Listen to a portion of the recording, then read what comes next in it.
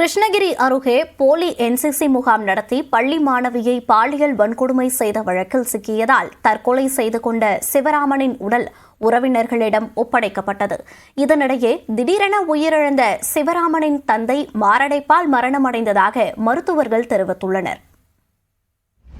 கிருஷ்ணகிரி மாவட்டம் பர்கூர் அருகே உள்ள தனியார் பள்ளியில் கடந்த 5ஆம் தேதி முதல் 9ஆம் தேதி வரை நடந்த என்சிசி முகாமில் 17 மாணவிகள் பங்கேற்றனர். இதில் 8ஆம் வகுப்பு மாணவி ஒருவர் பாலியல் வன்கொடுமை செய்யப்பட்ட நிலையில் மேலும் 13 மாணவிகள் பாலியல் தொல்லைக்கு உள்ளானதாக எழுந்த புகார் பெரும் அதிர்ச்சியை ஏற்படுத்தியது. இந்த வழக்கில் பள்ளி தாளாளர், முதல்வர் உள்ளிட்ட 10 பேர் கைது செய்யப்பட்ட நிலையில் முக்கிய குற்றவாளியாக கருதப்படுபவரும் நாம் தமிழர் கட்சியிலிருந்து நீக்கப்பட்டவருமான சிவராமன் கடந்த திங்கட்கிழமை கைது செய்யப்பட்டார். ஏற்கனவே இதேபோன்று போலி என்சிசி முகாமில் மற்றொரு பள்ளி மாணவியையும் பாலியல் வன்கொடுமை செய்ததாக புகார் தெரிவிக்கப்பட்டதால் சிவராமன் மீது மேலும் ஒரு போக்சோ வழக்கு பதிவு செய்யப்பட்டது. 12ஆம் வகுப்பு வரை மட்டுமே படித்துள்ள சிவராமன் பள்ளிகளில் போலி என்சிசி முகாம்கள் நடத்தி வசூல் வேட்டையில் ஈடுபட்டதும், தன்னை வழக்கறிஞர் என கூறிக்கொண்டு கட்ட பஞ்சாயத்துகளில் ஈடுபட்டதும் விசாரணையில் தெரியவந்தது. மேலும் போலியாக நீதிமன்ற ஆணைகளை தயார் செய்து 37 லட்சம் ரூபாய் மோசடி செய்ததாகவும் சிவராமன் மீது வழக்கு பதிவு செய்யப்பட்டது.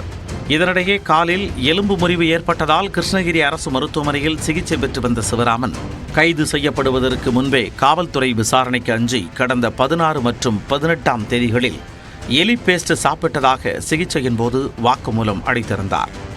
இதையடுத்து அவருக்கு நடத்தப்பட்ட பரிசோதனையில் இரத்தத்தில் விஷம் கலந்திருந்தது கண்டுபிடிக்கப்பட்டதால் மேல் சிகிச்சைக்காக சேலம் அரசு மருத்துவமனையில் அனுமதிக்கப்பட்டார்.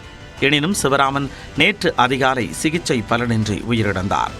தற்கொலை செய்து கொண்ட சிவராமனுக்கு திருமணமாகி 3 வயதில் பெண் குழந்தை இருக்கும் நிலையில் குடும்ப பிரச்சினை காரணமாக ஏற்கனவே கடந்த மாதம் 11ஆம் தேதி எலிபேஸ்ட் சாப்பிட்டதும், இதற்காக கிருஷ்ணகிரியில் உள்ள தனியார் மருத்துவமனையில் 7 நாட்கள் சிகிச்சை பெற்று வீடு திரும்பியதும் தற்போது தெரிய வந்துள்ளது.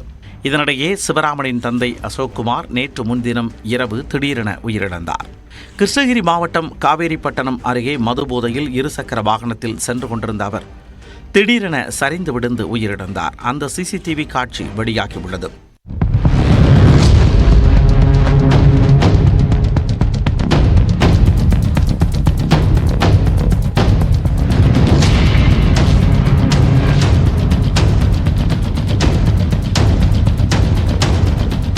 சிவராமன் பாலியல் வழக்கில் சிக்கிய நிலையில் அவரும் அவரது தந்தையும் அடுத்தடுத்து உயிரிழந்தது குறித்து பல்வேறு கட்சிகளின் தலைவர்களும் சந்தேகத்தை எழுப்பியுள்ளனர். எனினும் சிவராமனின் தந்தை அசோக்குமார் மாரடைப்பால் உயிரிழந்ததாக மருத்துவர்கள் தரப்பில் தெரிவிக்கப்பட்டுள்ளது. இந்நிலையில் சேலம் அரசு மருத்துவமனைக்கு சென்ற சிவராமனின் குடும்பத்தினரிடம் சேலம் நீதித்துறை நடுவர் தங்க கார்த்திகா விசாரணை நடத்தினார். இதன் பின்னர் உடற்கூராய்வு செய்யப்பட்டு சிவராமனின் உடல் உறவினர்களிடம் ஒப்படைக்கப்பட்டது.